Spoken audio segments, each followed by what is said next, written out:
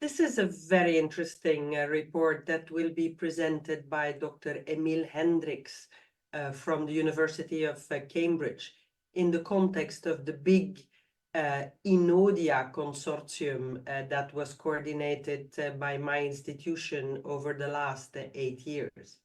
So in INNODIA, we had the ambition to look for better biomarkers in type 1 diabetes that would allow us to better understand type 1 diabetes, early diagnosis of stage 3, so the newly diagnosed hyperglycemia, but also the stages before, where only autoantibodies are present in the body and the blood sugar is still normal, or just dysglycemia on OGTT.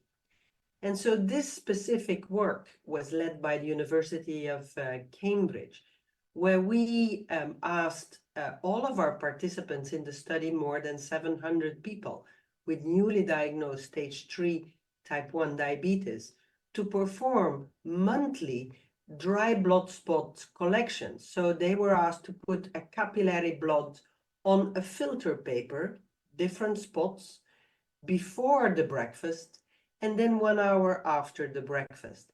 And then they could just ship the field cards to Cambridge. Well, they shipped it first to their clinical center, and then we shipped it to Cambridge. But so in Cambridge then, the blood was eluted from the filter papers and then was analyzed in the laboratory for C-peptide. This gave us the advantage that instead of having one OGTT or one mixed meal tolerance test at the beginning of the follow-up, 6 months later and 1 year later, so just 3 points in 1 year of C-peptide, that now we have points every month at home, fasted, and 1 hour after a mixed meal, after breakfast. And so this was the advantage, that now we have many points in each individual. And so what Dr. Hendricks will show in ESD is that the first 6 months after clinical diagnosis of stage 3 T1D, this monthly measure of C-peptide, especially the measure of C-peptide after the breakfast, gives a very good idea of the evolution of the functional beta cell mass in people with newly diagnosed type 1 diabetes.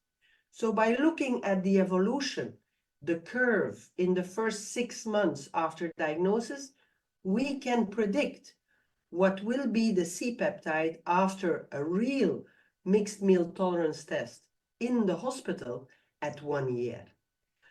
The advantage, the big message there, is that this could be a way to really shorten our intervention trials.